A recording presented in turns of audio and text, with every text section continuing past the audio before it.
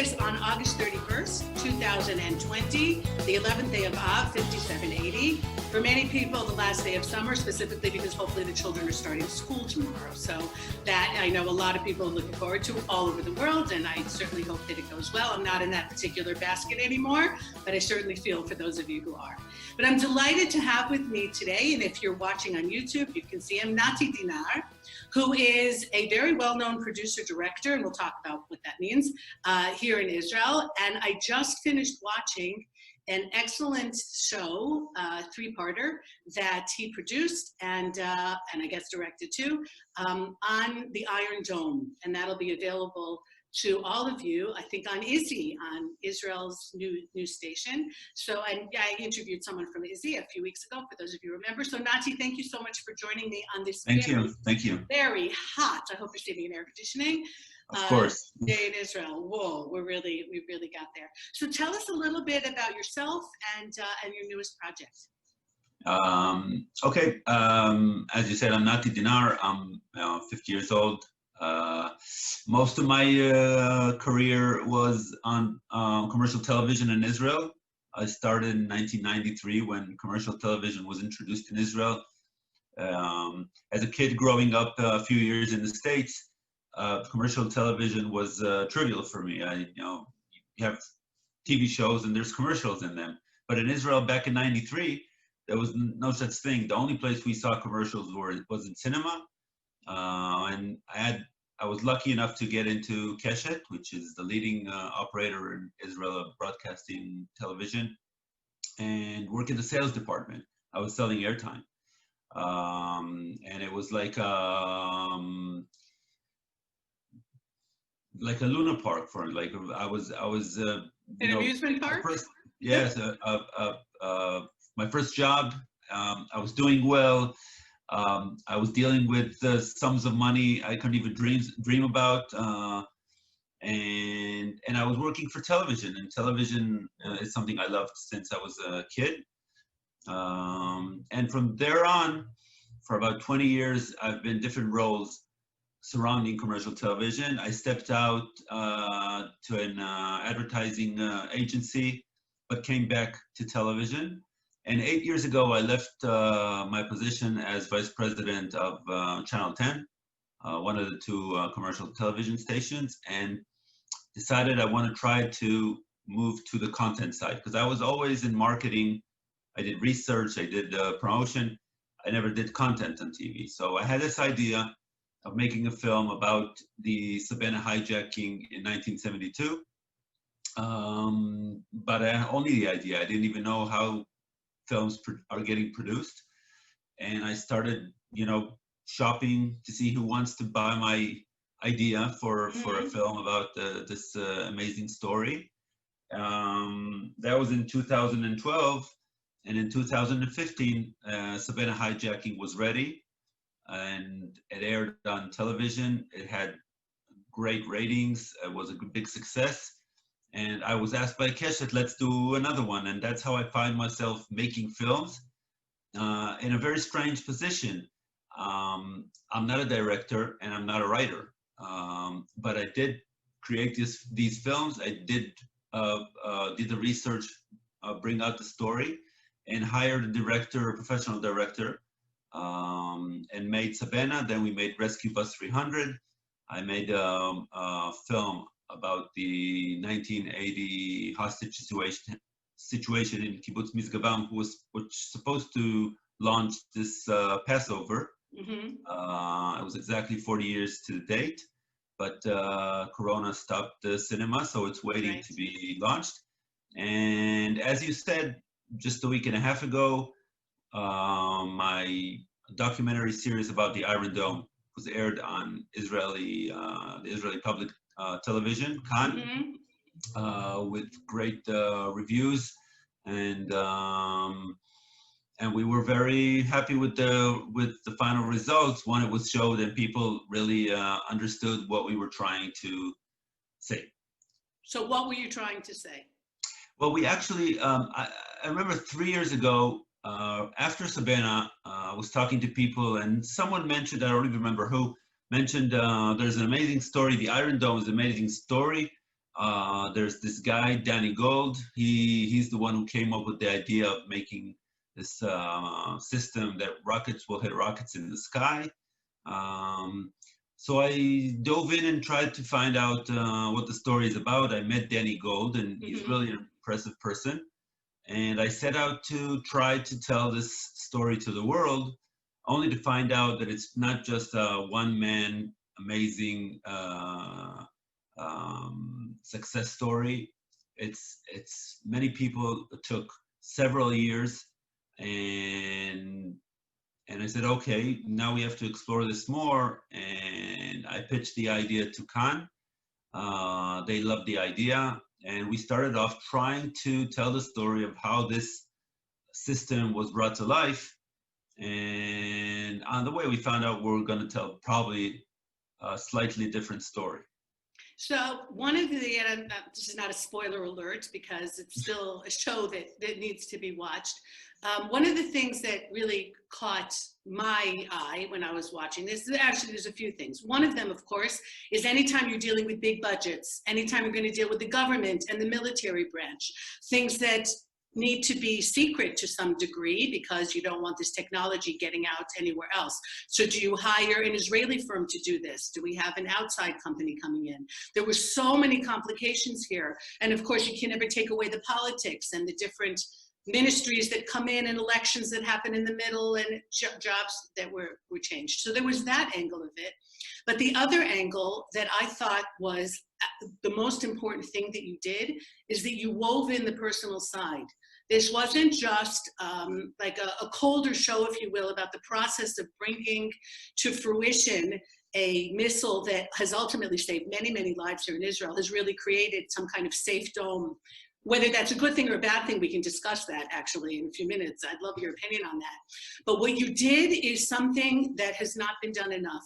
And you brought in the people who live in Sderot, which is the area that has most often been hit by these missiles, the people who've lost loved ones. So the backdrop of developing this are the stories of, you know, the mother, the sister, the wife, talking about that day where the missile didn't get shot out of the sky and destroyed their world. And were you planning on doing that from the very beginning? Or that's one of those things that kind of came, as we say in Hebrew, toch kidei, like kind of in the middle of the whole process?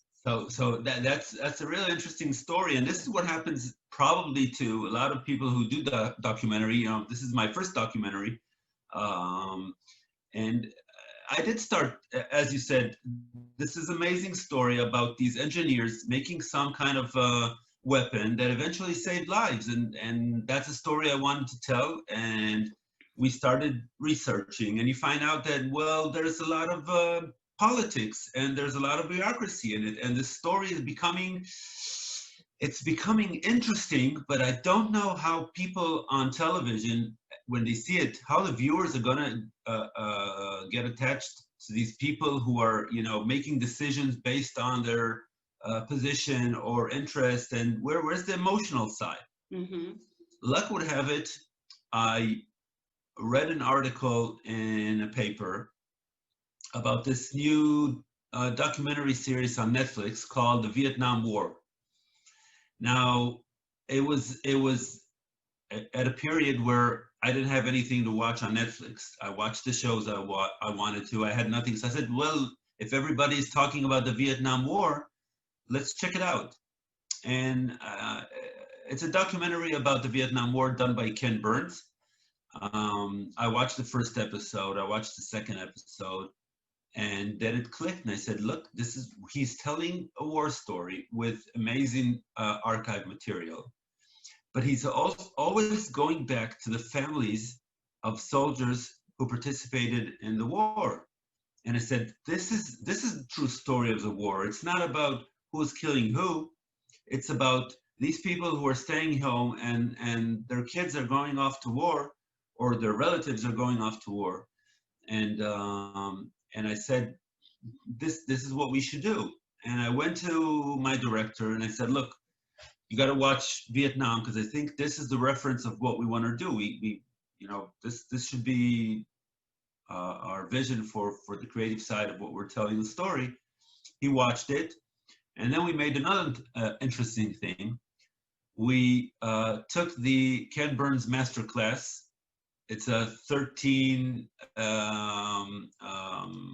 Parts. what? It's 13, Parts. yeah, parts. But Yeah. he's teaching the elements of how he made Vietnam. Hmm. And we just watched all of it and understood we can't tell the Iron Dome story if we don't tell the story of the people affected by it. And then we went down to the south and we interviewed the first 3 people who lost their loved ones to rockets. Right. The first one was Ruti Zehavi, who her son, 4-year-old, is the first death casualty from a rocket. And just sitting interviewing her in front of the camera, the whole team behind this project understood, okay, this is the right story to say. This is what we want to do. We want to tell a historic, it's an historic documentary, but from a personal point of view. And I think eventually we've succeeded, and that's what makes it interesting, gives an emotional side, and something viewers can relate to, more than just engineers finding ways how to make a cheap rocket. The as a viewer and as an Israeli, as someone who's lived here for a long time, I found myself very emotional watching the show. Grief. I mean, I cried more than once. You listen to somebody, a single mother brought a child into the world, and at 4 years old, he's killed. You can't help but have your heart ripped out and remember when it happened also. And wavering between that was juxtaposed with tremendous anger against the powers that be for allowing this to go on. And the tremendous, there's really no other word for it, heroism of the people in Sderot for staying there, even knowing that what they call the tiftuf, the drizzle, which is really a terrible thing to call rocket fire, it really is, to minimize it like that, could happen at any moment in any time. And that they stayed there, and there's pictures there also of people during the sirens, people who don't end up getting physically hurt, but the terrible panic of you have 15 seconds to find a safe place, and old people shaking and people in hysteria and panic. So were you intending for that to happen also, for us to feel that kind of anger and helplessness? Or was that kind of just a natural byproduct of what ends up happening? Well, I think there is no way avoiding this because it really happens. You know, whatever. I think anyone who would tell this story would tackle this and see that people there are traumatized for years from the way they live. But we did want to put an emphasis on it in the series, and for somebody who watches the series, you can see a difference. That in episode 1, every time a rocket hits in the episode, we don't there is no siren, there is no warning. No. It's just, a mother taking her kid near the kindergarten, and boom. And that's how it was in Sderot. And there was no warning. And once we introduce color red, which is the code for the siren of incoming rockets, then we put that in, and then it's mostly in episode 2, and you see, you hear the color red sirens, and you see people running, but it doesn't take a lot of time, and the rocket falls. And we did try to bring in that feeling and that stress, maybe to the viewers. And we have debates, and the people at Cannes said, well, why do you want to put those rockets falling and have them so much, it could scare the viewers. And we always said, if we scare the viewers a little, it doesn't even come near to how real scary it is to the people there. So if we can just, in a little bit, have the viewer get that feeling of saying, whoa, what happened? Okay, it's just a boom on television. But for the people in Sderot, they go, what happened? And they understand a rocket fell and maybe somebody got hurt. So we did do that intentionally, and we try to move up the security level. I think in episode 3, once Iron Dome is introduced, we show how people are not running away, but whether either they're going out and trying to shoot and catch on the phone, seeing the rockets fired in the sky. That's the difference that happened between how people were scared of rockets and how people are seeing the Iron Dome as a protector and like a nice show in the sky for them to watch. Right. There's also the inevitable, from the visual, the difference between Sderot and, let's say, Tel Aviv. As the years go on and the Hamas is able to get longer range missiles going in and be able to hit places further away from the Gaza Strip, there also seems to be, like this, we can't allow this to happen in Tel Aviv. You've got the skyscrapers, you've got modern Israel, Tel Aviv very well, as opposed to Sderot, which is a little development town. Many people who came here in the 1950s from the countries in the Middle East around us when they were thrown out, and definitely not a higher level society as Tel Aviv. And there's a message here that's not so subtle, and it's also been spoken about very openly here in Israel. If this was happening in Tel Aviv every day, it would have been solved a long time ago, as opposed to the people in the South who maybe are a little bit farther away from the political plate and are willing to put up with this. Was that also an intentional, or that just happened because that's what happened? Again, this is how it happened here in Israel, and this is how it got treated. And it's all a decision. The director and I. How do we bring that into to our documentary? How do we make people understand that as long as the problem was surrounding Gaza and Sderot, it was dealt like it's something far away, and when it hits close to home, and again, Amir Peretz, who became Minister of Defense, is the resident of Sderot. That's right. They tried to hit his house. And I think that is the big change when it hit him close to home, when his bodyguard got hit by a rocket and his legs were amputated. That's when Amir Peretz, felt this is something I have to deal with because this is hitting my home. And I think decision makers, when the sirens were heard in Tel Aviv, and they were running into shelters, I think they understood, okay, this is something we have to take care of. And you might question, again, you said at the beginning, Iron Dome,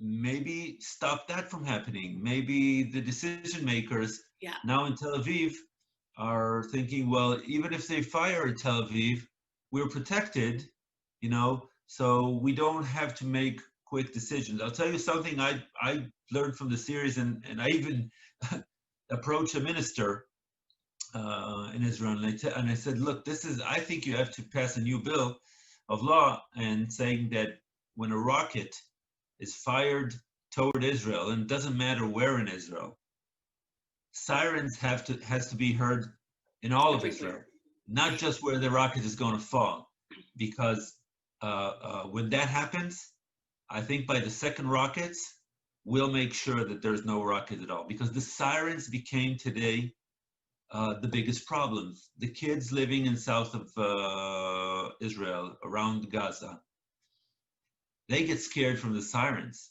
Mm-hmm. They don't understand if the rocket, because the rockets, sometimes they hit and do damage, they barely kill. They know about Iron Dome, so they think, but when you hear this siren and you understand you have to run to shelter, and I met people 20 years old who have this trauma they're carrying from 14 years ago. They hear the sound and they get scared. They hear a big motorcycle make noise, they get scared. And this is not a way to live a life. It's not a way to bring up children. And that's something decision makers don't even know about. Yeah. They don't see the scared youth in the South that are afraid of noise, and always need to think, is there shelter nearby? Is there shelter nearby? We don't have that. But there are many, many, many people That's right. in the south of Israel. That's how they live their day by day. The constant adrenaline surge that happens, Mhm. which is also creating a toll on their physical health. The rate of miscarriage and mental health issues and panic and trauma that are in the South are way above the levels that you're Yep. seeing anywhere else, even in the North, which has also had its issues. And even I would say like in Judea and Samaria, which also has its issues. I know that I myself, from the years of the terrorism, still, if I hear more than one ambulance at once, I start to shake, because it's not two women going to the hospital at the same time to have triplets. Something just happened. And that's me, who does not live in Sderot, and that's a very minor point of this. What I very much appreciated about this show is that you take everybody out of every possible comfort zone that there is, in terms of, do we really care about the other people in our country? As you just said, now it's happening. I'm not hearing the siren, so it's happening somewhere else. Incidentally, I had an app on my phone for a long time that did exactly what you just said. I could tick off where I wanted it, where there was a siren, what I wanted to hear. Obviously, initially I had it where my children live, so that I would know if something was going on. Yeah, I have a daughter in Tel Aviv, even if I wasn't there. But you could technically know, if you wanted, anytime a siren went off. Yep. And I know people who kept it on all the time, and not just journalists, because they wanted to feel for the people in the country. So A, do we have that with our politicians? Is Amir Peretz only got involved because they were targeting his house? It should be that if you're a politician, anybody's house that's targeted, you should care about.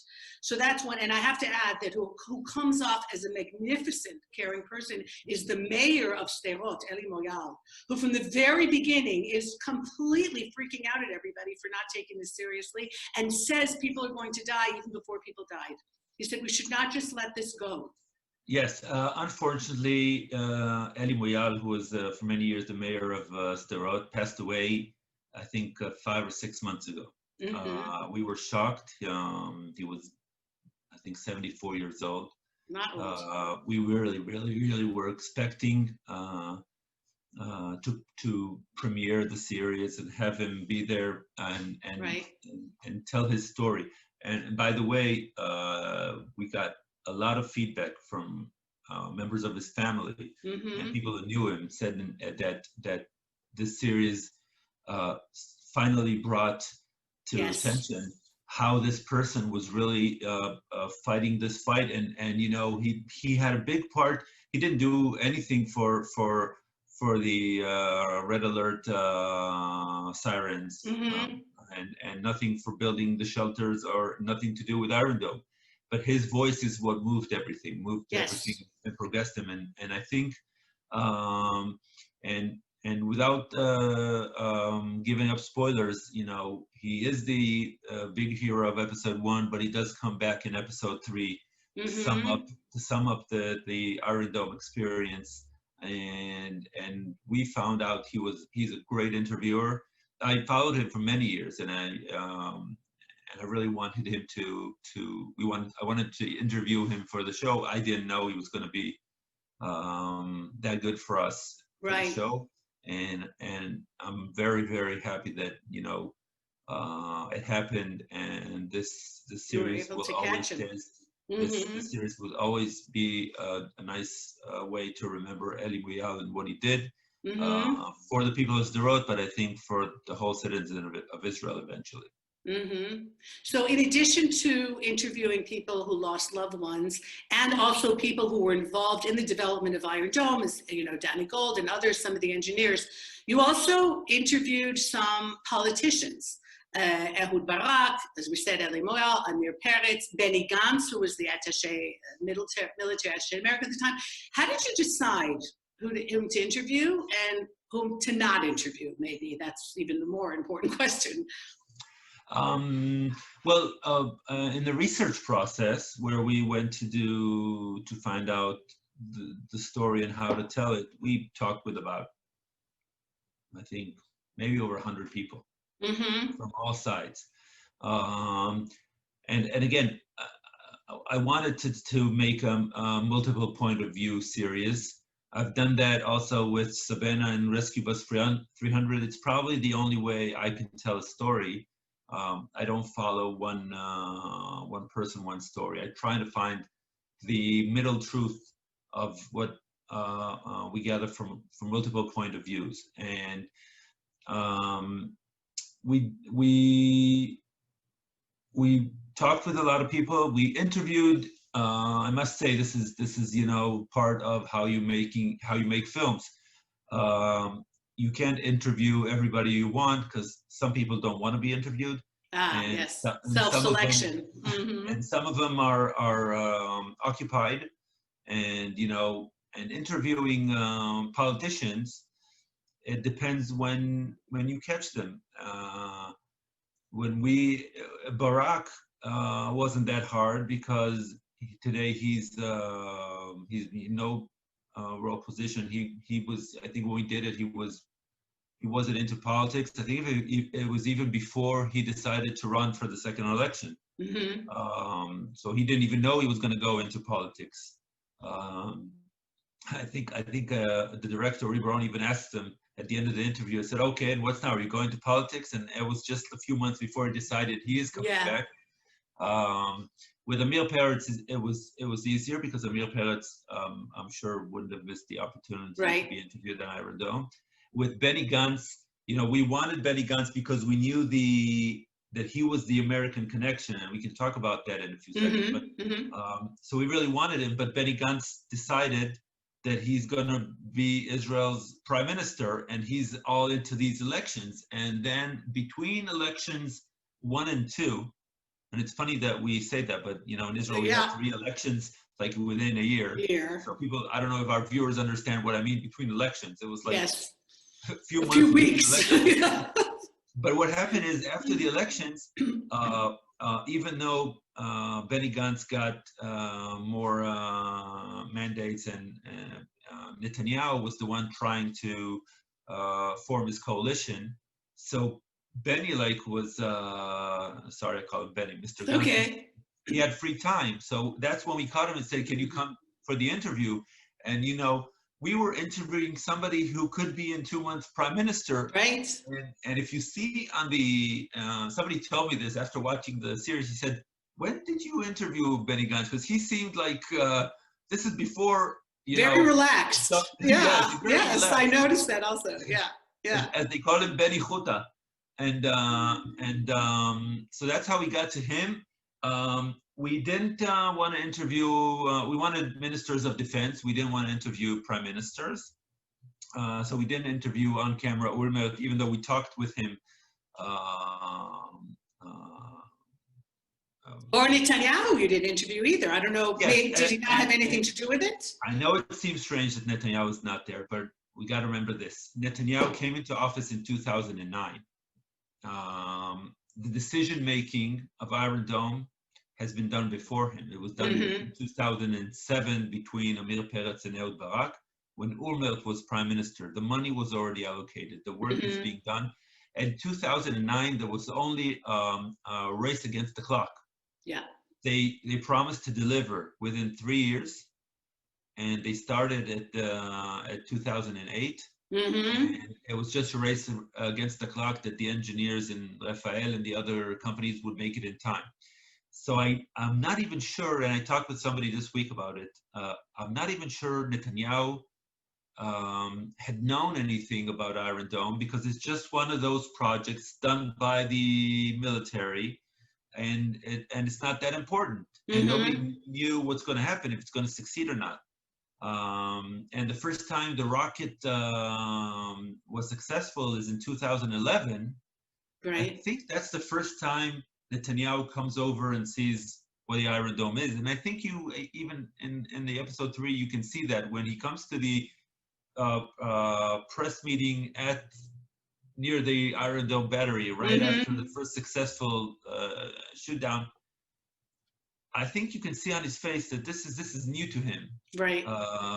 And again, he wasn't involved in the fundraising. That's all in Ehud Barak's time with Urmel. And again, we were living in different times of Israeli politics. Back then, if there was something that had to be done with the army or weapons, that's the job of the Minister of Defense. Prime Minister doesn't deal with that. Right. Today, in the past 5 years, we're used to, there's nothing happening in Israel that Netanyahu is not involved as prime minister. So we think, hey, how come Netanyahu he wasn't dealing with that? You know, if the minister of transportation wants to open a new road someplace, Yeah. the prime minister has nothing to do with it. But in the past 5 years, there was no road opening ceremony that the prime minister isn't there to cut the tape. So yeah. I think he wasn't. That's an important point. I think he wasn't involved back then. He didn't have to be involved, and it was mostly done by the ministers of defense. And Barak was still minister of defense under Netanyahu in 2011. That's a reason. And you know, the relationship between Netanyahu and Barak, I don't know if all the viewers know this. It's not lovey-dovey. But no, but it started back in Sayeret Matkal when Ehud Barak is the head of the Sayeret Matkal and Bibi is an officer. And just to mention a point and to plug my film, Sabena Hijacking, they're both there in a small unit storming the plane. And so they have a very, very long relationship of working together in the army or knowing each other from where they were very young.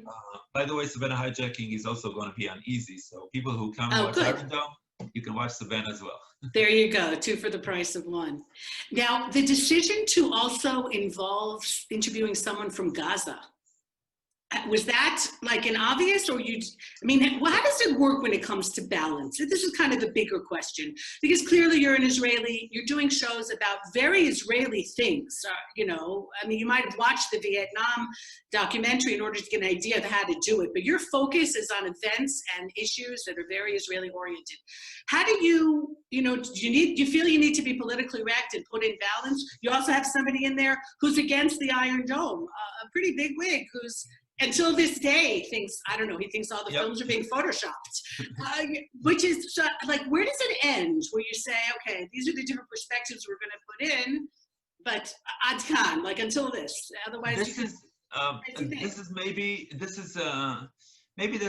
that's me in making film, and maybe because I wasn't taught in film school, and so my way, I feel I want to be objective to a story. I talk to people, and it's not right to question their point of view. Why would they, even if they're lying, that's their point of view. Right. So I think in all my films, I decided if anyone who's relevant to the story and wants to tell me his side of the story, I want to hear it. Then when I have this big puzzle of information, I can probably find the middle truth of what really happened. Or if there's a debate on the truth, I will leave both sides telling it and leave it to the viewer to understand the full picture. But you cannot tell a story, well, you can, but it'll be missing, tell a story about this conflict and rocket war between Gaza and Israel, but without hearing the Gaza side. Now, having that said, you could ask me, well, why is only one person telling the story of the Gaza side? And the answer is we couldn't find anyone else. At this point, we can't go into Gaza and interview people. We can find only people who lived in Gaza but are now in Yehuda Shomron or somewhere else. Right. And even that, we did find people who we could have interviewed and maybe enhance the Gaza side, but they didn't want to, because once you participate in an Israeli show, you're on Hamas's list. Right. And that's dangerous. And once somebody told me that, and we did have somebody we wanted to interview, and he almost had a shooting day. And then somebody came to me and said, look, he's not sure because he's afraid that the Hamas, he doesn't know how the series is going to come out, and he's afraid the Hamas is going to see it. And I said, well, forget it. if he has a 1% fear that this is gonna do something hurtful to his life, Mhm. I don't want him in the show. I don't want it on me. That shooting day will have a different kind of meaning for him. Right, Yeah, exactly. absolutely. Yeah. I'm happy we had the Gaza side in there. We told the story of the Gaza side, even if we didn't have a lot of interviews.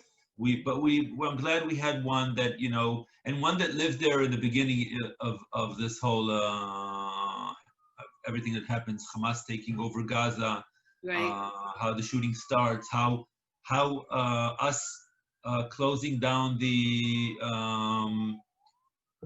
Mavarim, The crossing points. the crossing points Yeah. to Israel, and shutting and closing Gaza, and jailing it within the fences, how big effect that has on why they fire rockets. It's not that they wake up in the morning and say, hey, let's do something today.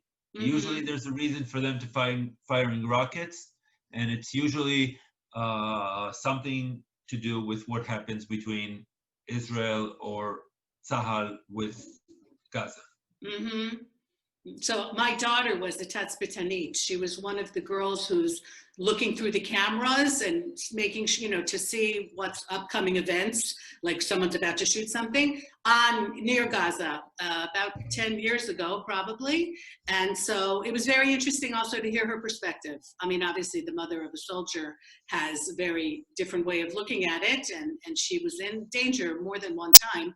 But it was also, to hear her tell us some things that weren't going to be on the news about what was happening, and specifically how the Hamas was keeping their own people from getting to work in Israel, shooting at their own people from getting into work in Israel, and bombing things which necessitated Israel closing it down because people are getting hurt on both sides. Yep. It's a lot more complicated than people will think it is. But I don't want to get into that whole political discussion. I just do want to ask you, though, if you don't mind sharing, did this change your opinions in any way? Did speaking to people, did hearing interviews, did getting much more information than you had before you started filming this, did it, or it was pretty much where you ended is where you had started? Well, I don't think the opinion is the thing that changed. I think the knowledge changed a lot.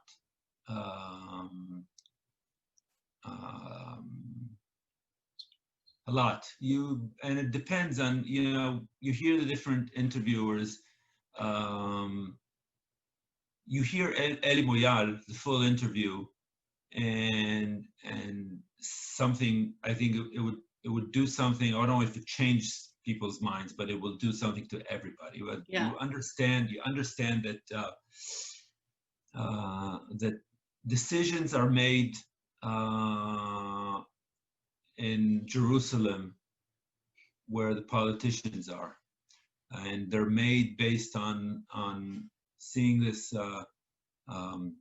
wide picture with all kinds of interest, but a lot of it is personal, and I think that's interweaved in the series. You see that Amir Peretz and Ehud Barak, their decision making is not detached from where they wanna, what their goals are, their personal goals are in politics, and then you find this wide gap between where they are and where the citizens are. And if I learned something, is it's very relevant to our times now. We have this corona pandemic, health crisis, whatever. Yes, but it's an enemy. Yeah. It's an enemy, and we think the government's not doing anything because they're telling us, stay at home, go this, open that, mixed messages. We don't know that the Danny Golds are right now in the labs working very hard to find ways to protect us, whether it's to find an immune system or to find ways to protect us with all kinds of vaccines or physical technologies, or build us an iron dome against corona. We don't know that's happening, and nobody's going to tell us that's happening. And maybe in 6 months or 1 year, we'll hear headline news items saying, there's a cure, and we'll say, well, why have you waited for 2 years? No, they're not waiting. We just don't know that. And the politicians, in the meantime, they can say, look, we're working on something. It might be effective. No, that's not what they have to tell us. Look, for now, you have to stay at home. For now, you can't fly to this country. Right. So it does, it makes you more knowledgeable on how things work.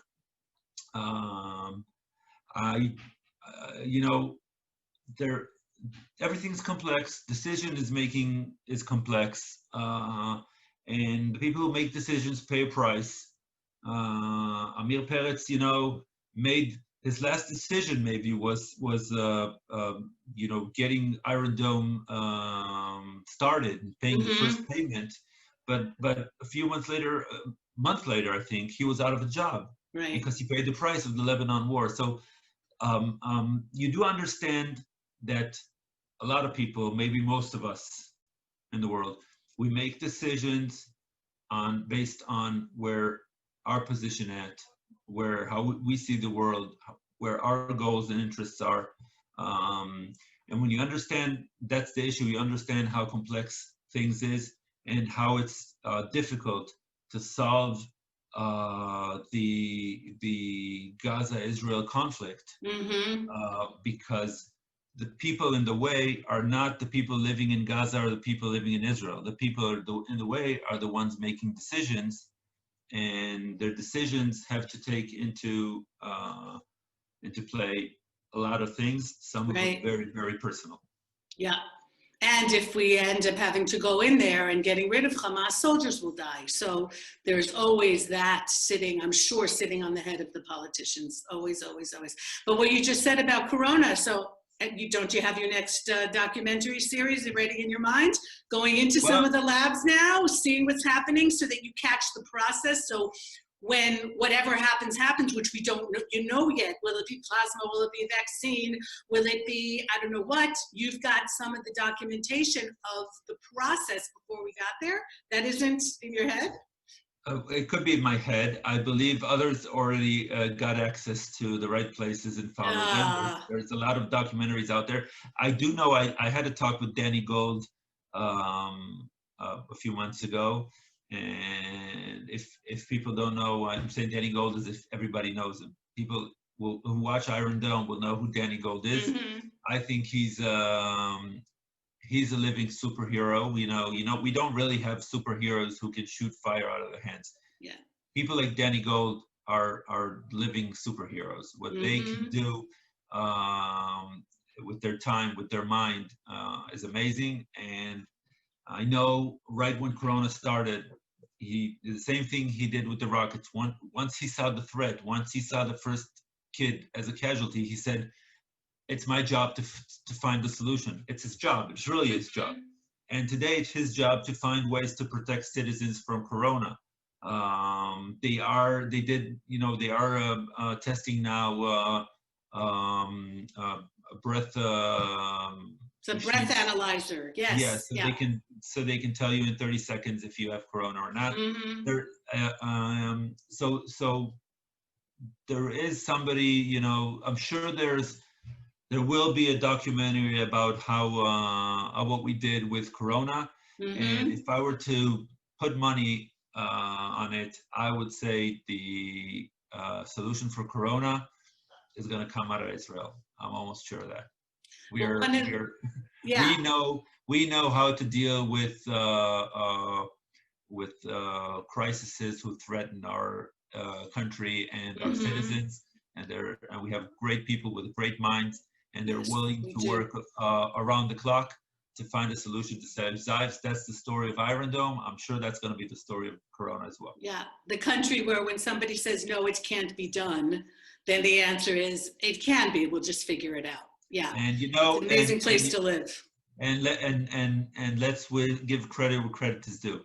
I think it has a lot to do with Shimon Peres, our former president, who since the first day of the establishment of Israel, and I think I've researched a little bit about him. He couldn't say no to Ben Gurion, so he had to find solutions for everything. Mm-hmm. And that's the mentality that started Israel, and that's our startup nation. It's people who are, as a friend of mine wrote a book, Unstoppable. Yeah. You can tell them no, and me doing filmmaking is not high tech, but I felt what it meant, and you get a lot of no's when you want to make a film, a lot of Mm-hmm. no's, and depends what you hear. If you hear a no as a no, then you have a problem. If you hear a no as a not yet, then you can solve that problem. Mm-hmm. Well, I think just the fact that you're here in Israel says a lot, because there's some very talented Israeli producers and directors who've left Israel and gone onto the bigger stage. And here Not a you lot. are focused, but you're focused here on this little country and on the things happening Yes, here. and yes, and my films are now going to be presented on Easy. Yeah, tell us a little bit about that. How do people get to Easy see that? Easy is what we call the Netflix of Israel. We Right. want this platform to be the showcase window for Israeli content and creators. We hear some of great titles getting to Netflix or getting to Disney or to HBO or whatever, Mm-hmm. but it's very few. It's very, very few. And there's so much talent in Israel, in the film industry, in the TV industry, and so much great stories that tell the true story of Israel, not what people around the world find in the news. And I think there's no better way to experience Israel than through Israel's content. And Easy is a platform that's set out to do exactly that. For Israeli lovers or people who are interested in Israel, they can have a front row seat to Israel, to the Israeli story or the story of Israel, and I think that's what that's all we need. We got great talent. Nobody is really working to export this talent to the world and tell the story of Israel. And you're right that some great creators in Israel would be taken away from Israel, brought to Hollywood, and you find them making Hollywood television or Hollywood films, and they let go of telling the story of Israel. Right. But we have a lot of them here. We don't have just one or two.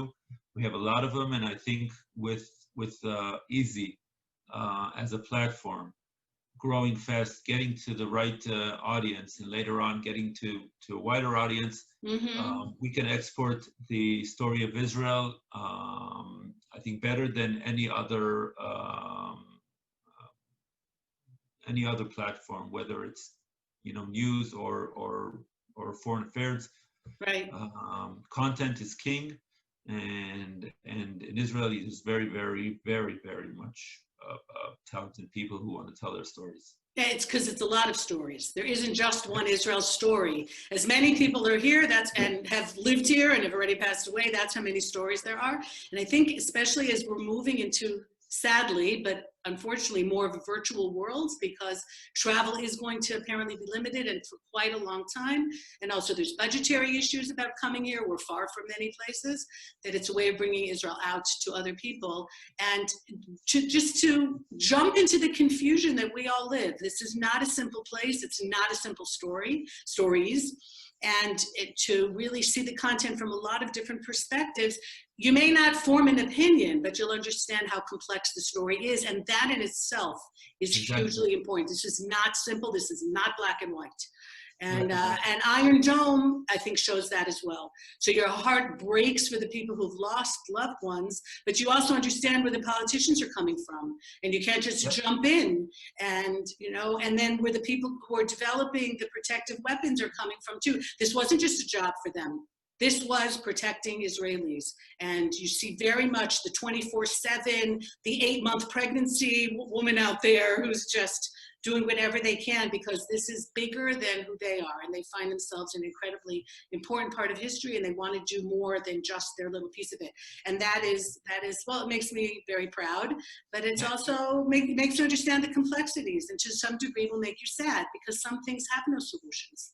You just have to do the best you can. And in a world where they tell us everything should either be blue or red, or as we say in Israel, yamin or smol. Right and left.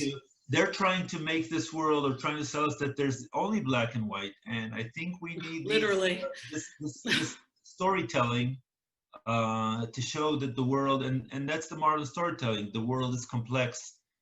Issues are complex. You can't see them as black and white.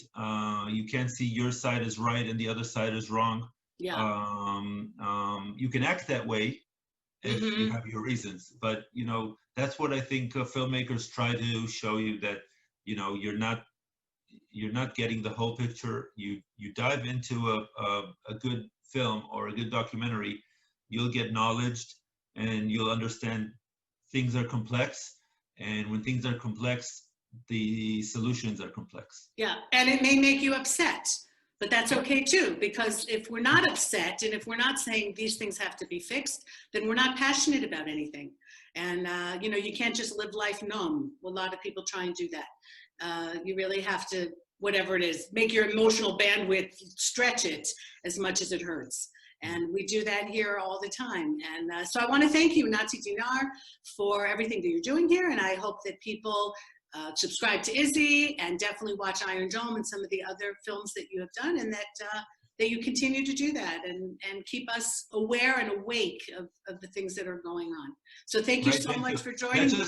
Let's just let them know that Izzy is IZZY, because IZZY. If they write easy, they won't find it. And I hope they enjoy Iron Dome and the rest of the films, and the rest of the films on Easy. And we love to hear back from viewers, any feedback. That's part of what Easy is here for. We want to connect the creators with the viewers so they can reach out and ask these questions directly.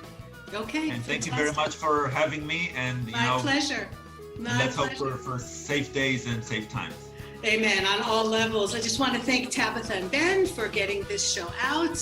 Eve Hero Rejuvenation on the Land of Israel Network. Take care, everybody. Really take care. Goodbye. Bye-bye.